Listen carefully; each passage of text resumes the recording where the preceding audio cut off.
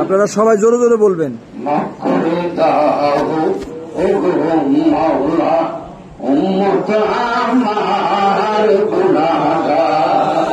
আল্লাহুম্মা সাল্লি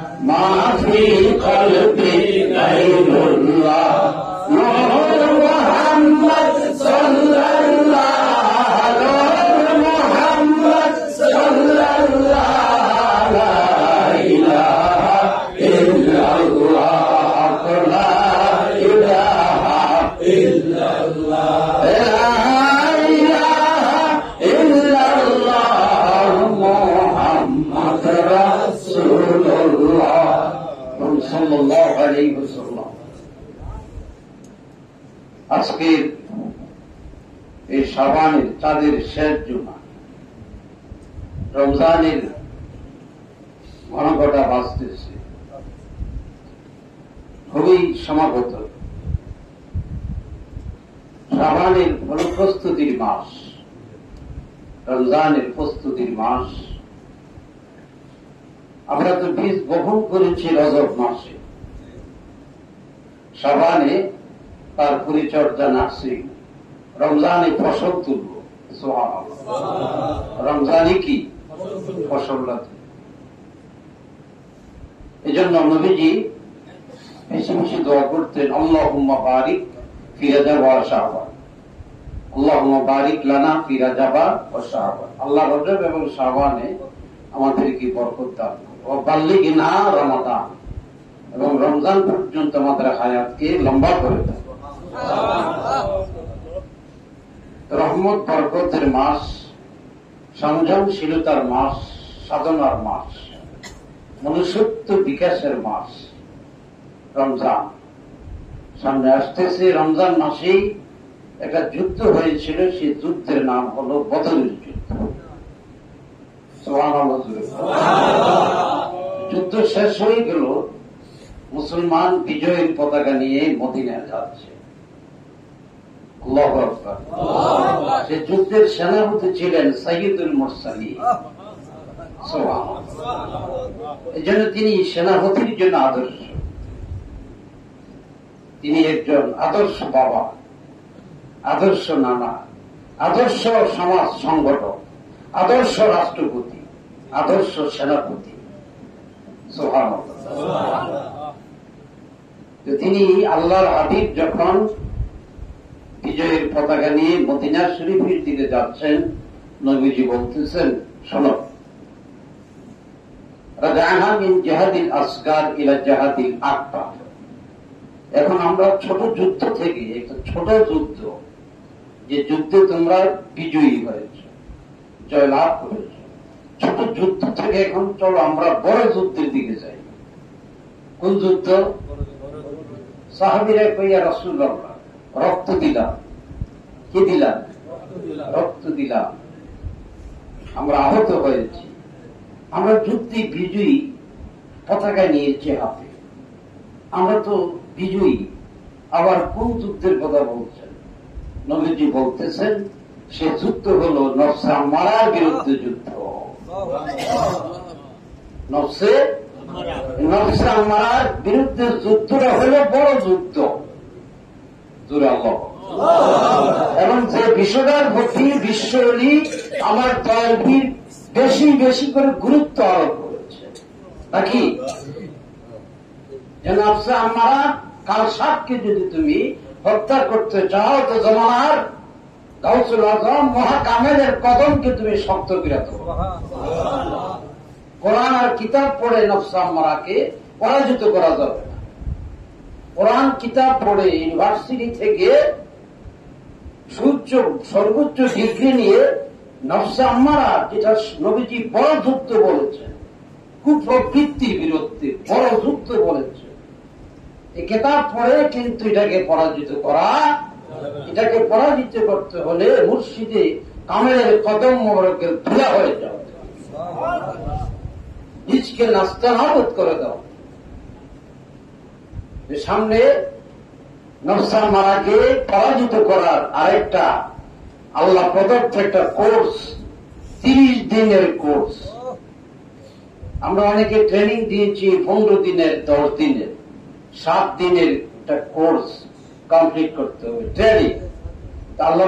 আল্লাহ প্রদত্ত একটা ট্রেনিং কোর্স, এর মেয়াদ হলো 30 দিন। কয়দিন? 30 দিন। এই 30 দিনের কোর্সটা যে কমপ্লিট করেছে, সাথে সাথে নফসে আম্মারাকে যে ব্যক্তি পর্যদুস্ত করতে পেরেছে, সে ব্যক্তি হল প্রকৃত বিজয়ী, এবং সে হল প্রকৃত শহীদ। কারণ বদরতে শহীদ হয়েছে, এরপরে নবীজি এটা ছোট যুদ্ধ। নফসে আম্মারার বিরুদ্ধে যুদ্ধ করে যে ব্যক্তি বিজয়ী, সে হল প্রকৃত শহীদ, সে প্রকৃত শহীদ। এই জন্য আল্লাহ পাক বলছেন যে মরার আগে মর, মুতু ক্বাবলা আন তামুতু, মরার আগে কি মরে যাও। তার মানে নফসে আম্মারা কি মেরে ফেলো। নফসে আম্মারা যদি মেরে ফেলো, আল্লাহ পাক বলতেছেন আমি তোমাকে একটা নতুন জীবন দান করবো। হায়াতান তাইয়্যিবা, আমি তোমাকে একটা পবিত্র জীবন কি দান করব। এই জীবন সেই জীবন না। সুতরাং এই জন্য নবীজি গুরুত্ব আরোপ করেছেন, চলো যুদ্ধ শেষ হয় নাই। যুদ্ধ কি শেষ হয় নাই? আরেকটা যুদ্ধ রয়েছে, কি? জেহাদে আকবর, জেহাদে বড় যুদ্ধ। এই বড় যুদ্ধে আপনারা এখন অবতীর্ণ হয়েছেন, এখন পীরের কদমে এসছেন নফসে আম্মারাকে কি পরাজিত করার জন্য। যতক্ষণ পর্যন্ত নফসে আম্মারা পরাজিত না হবে, ততক্ষণ পর্যন্ত ইবাদত কবুলিয়াতের কোন কি নাই, গ্যারান্টি, কিছু গ্যারান্টি নেই। কারণ নফসে আম্মারার মধ্যে অহংকার আছে, নফসে আম্মারার মধ্যে হিংসা আছে। এক জায়গার পরিমাণ যদি হিংসা থাকে, নবীজি ফরমান সে বেহেশতের গান কি কথাটা বলছে। গুনাহ 2 প্রকার, একটা দেখানো যায়, আর একটা দেখানো, একটা সিন দেখানো যায়। একজনে মদ খাচ্ছে দেখানো যায়, নাকি জুয়া খেলতেছে এটা হারাম দেখানো যায়। কিন্তু একটা দেখানো যায় আর একটা দেখানো, অহংকার হারাম, মদ কি একটা দৃশ্যমান আর একটা কি অদৃশ্যমান, দুইটাই একই। যেটা দেখা যায় না, যেটা মানুষের ভিতরে কি মানুষকে ধ্বংসের দিকে ধাবিত করছে, এটা অহংকার। এটা কি অহংকার। আরেকটা হলো হিংসা, আরেকটা হিংসা, যে হাদিস শরীফের ভিতরে আসছে যে আগুন যেরকম লাকড়িকে কি খেয়ে ফেলে, লাকড়ি, ঠিক হিংসা মানুষের সব নেকটিরিটি। আমরা যা কামাই করলেন সারা রাত ধরে, সকালে কি জিরো, সকালে। আল্লাহর হাবিব মসজিদে নববীতে বলতেছেন, সাহাবীরা শোনো, যদি বেহেশতি মানুষ দেখতে চাও এই লোকটার দেখো, উনজুর ইলা হাযার রাজুল, উনজুর ইলা হাযার রাজুল, লোকটার দেখো। আবার দ্বিতীয় দিন নবীজি আসছেন, নবীজির নূরের জবানে বলতেছে, সাহাবীরা জান্নাতি লোক যদি দেখতে চাও লোকটারে দেখো। সুবহানাল্লাহ। তৃতীয় দিন আবার নবীজি মসজিদে নববীতে এসে বলতেছেন, জান্নাতি লোক যদি দেখতে চায় লোকটার দিকে কি নজর করো। একজন সাহাবী নবীজির কাছে অনুমতি চাইলেন, ইয়া রাসূলুল্লাহ, আপনি যদি অনুমতি দেন, এই বেহেশতের লোকটার সঙ্গে আমি কিছুদিন থাকবো, কিছুদিন তার সেবা করব, তার খেদমতে থাকবো। নবীজি অনুমতি দিয়েছেন। বেহেশতি লোকের সঙ্গে তিনি থাকতেছেন দিন রাত 24 ঘন্টা কি থাকতেছেন, থাকতে থাকতে দেখতেছে তার বিশেষ কোনো আমল নাই। এখানে সারা রাত ভরে যে নফল বন্দিগি সেটাও কি, সারা রাত ভরে যে জিকির সেটাও, সারা রাত ভর যে কোরআন তেলাওয়াত সেটাও কি, ফরজ নামাজ পড়ে ফরজের সাথে সুন্নত নফল যেটা করে বাড়তি কোন বন্দিগি কি, কারণটা কি? উনি কারণ খুঁজতেছে, খুঁজতেছে ব্যাপারটা কি। আল্লাহ হাবিব নূরের জবানে বলছেন তিনি কি বেহেশতি। কারণ খুঁজতে খুঁজতে উনি উদ্ঘাটন করলেন যে আমি হকিকত পেয়ে গেছি। I have got the point, আমি হকিকত কি পেয়ে গেছি। কি এশার নামাজ পড়ে উনি দোয়া করতেছেন, আল্লাহ মনোযোগ, ফজর থেকে নিয়ে এই পর্যন্ত যদি কেউ আমার কষ্ট দেয় তুমি তাদেরকে মাফ করে সব কুছ কিয়া হোগা, খতম হোক। আল্লাহ ফজর থেকে যদি কেউ পর্যন্ত আমার কেউ কষ্ট দিয়ে থাকে, আল্লাহ তুমি তাদেরকে কি করে দাও, মাফ করে দাও। তাদের প্রতি আমার প্রতিশোধ প্রবণতা কি নাই, অন্তঃস্থল থেকে আল্লাহ আমি তাদের জন্য দোয়া করতেছি। উনি বলতেছে আমি হকিকত পেয়ে গেছি। বোঝা গেল মানুষের প্রতি, সৃষ্টির প্রতি তার কোন কি নেই, হিংসা, শত্রু মিত্র সব সময় আল্লাহ। একজন আল্লাহ উনি দোয়া করতেছেন আর দোয়া করতেছেন, আল্লাহ তুমি আমার আশেপাশের প্রতিবেশী মানুষকে সুখে রাখো, কি রাখো, সুখে রাখো, তাদেরকে সুস্থ রাখো, তাদেরকে মানুষ করে দাও। সুবহানাল্লাহ। বলতেছেন এক লোক বলতেছে, হুজুর বেয়াদবিকে মাফ করেন, আপনি যে শুধু পাড়া প্রতিবেশী মানুষের জন্য দোয়া করতেছেন, আত্মীয় স্বজনের জন্য দোয়া করতেছেন, ভাই বেড়াদের এদের জন্য দোয়া করতেছেন, আমনের জন্য তো একবারও দেখি। আমনের নিজের জন্য একবার দোয়া করতে কি, কথা বুঝতে পেরেছ? আরে বেটা, আমার পাড়া প্রতিবেশী যদি ভালো মানুষ হয় আমি শান্তিতে থাকতে পারবো, কথা ঠিক। আমার আত্মীয় স্বজন যদি ভালো মানুষ হয় আমি শান্তিতে বসবাস করতে পারবো।